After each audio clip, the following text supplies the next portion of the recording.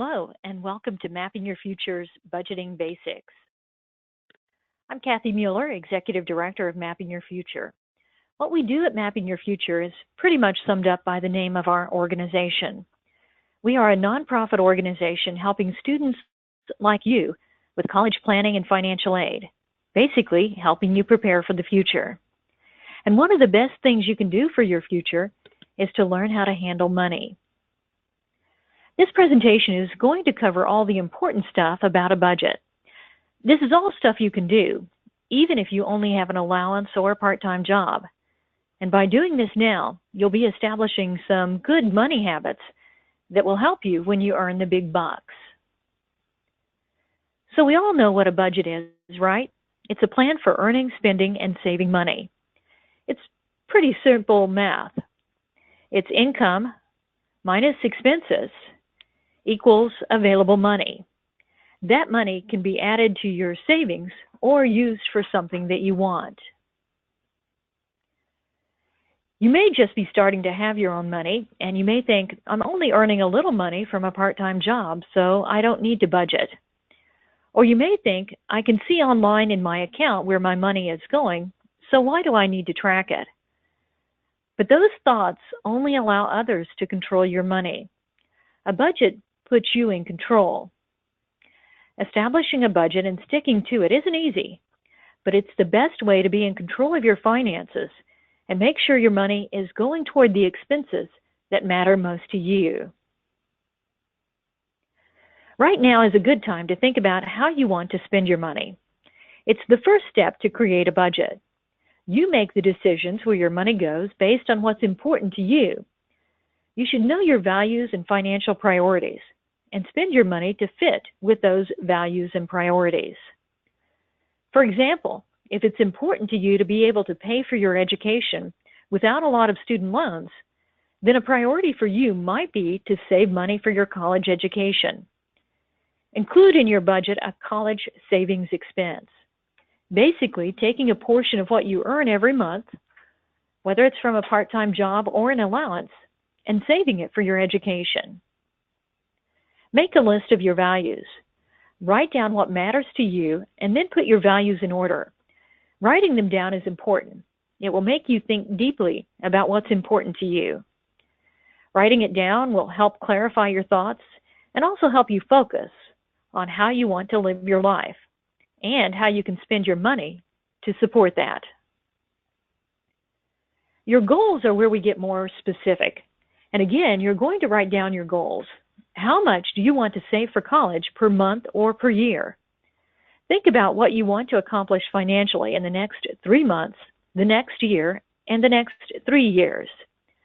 Once you establish your goals, determine the steps you need to take to accomplish the goals.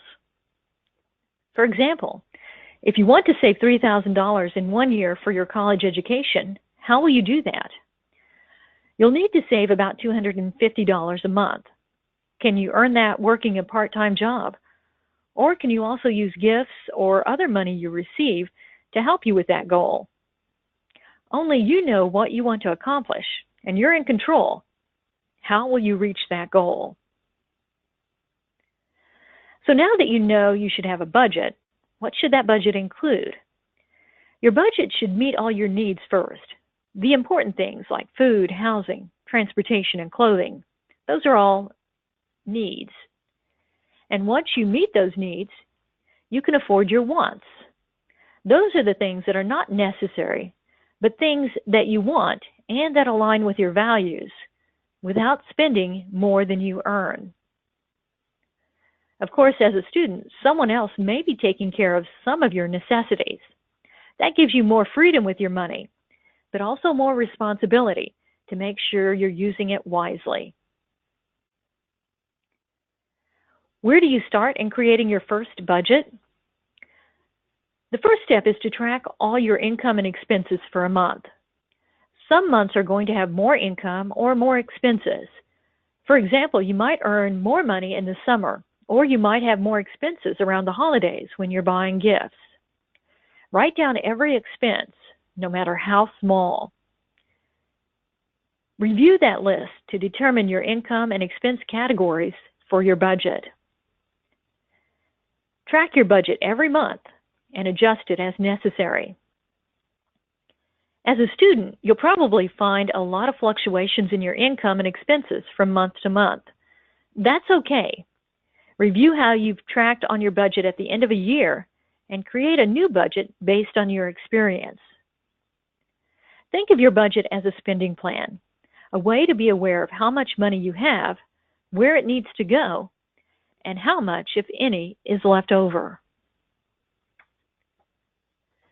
So we've created a sample budget using the calculator on Mapping Your Future. In this example, the student earned $600 a month from a part-time job. Those earnings are the gross amount, the amount before any withholdings or taxes. The calculator removes withholdings to get to the net income of $432. You could get a good portion of the withholdings back after you file a tax return the following year. As a student, many of the expenses on this calculator may be paid by somebody else. So we're going to take another look at your budget. You've probably heard the advice to pay yourself first. So that's why we've put $50 in the savings category. If we have a goal to save for college, it's important that we take steps to accomplish that goal. It will also make our budget align with what we value. However, maybe you need to pay for your own transportation or for food while you're on the job. For example, you may need to spend about $50 a month on public transportation to get to your job. If you have your own car, the expenses could be much higher. For food, you may buy some food at the grocery store to take your lunch to work, and other times you may go out to eat with coworkers. So we've estimated about $75 on grocery items, which may include some items like shampoo or toothpaste. After all, we want to be presentable at work, right?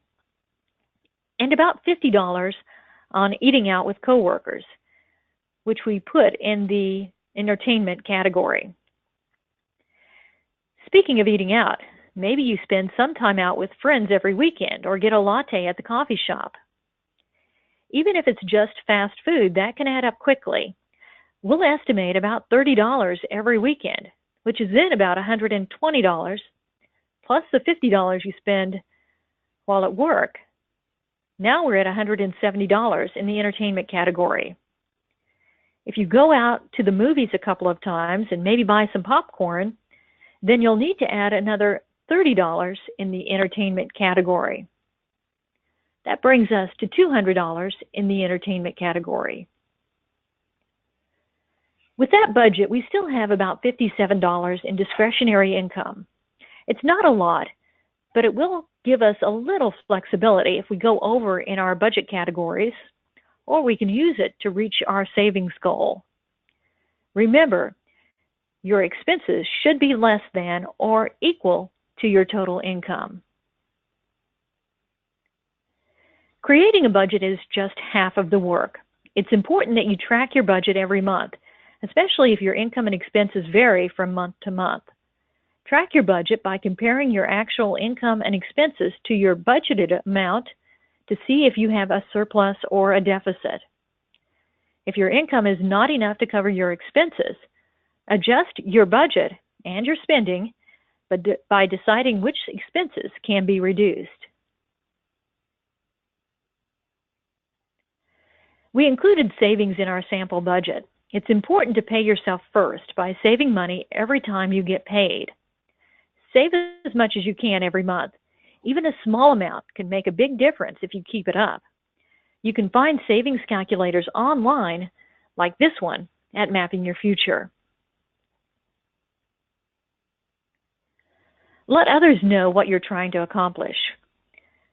They may want to help and support you.